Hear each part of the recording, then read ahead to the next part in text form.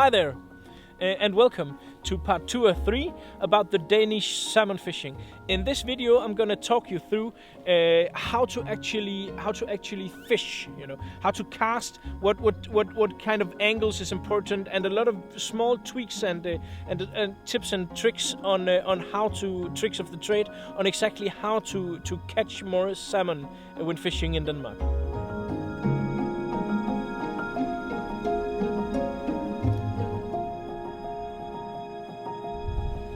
Ja,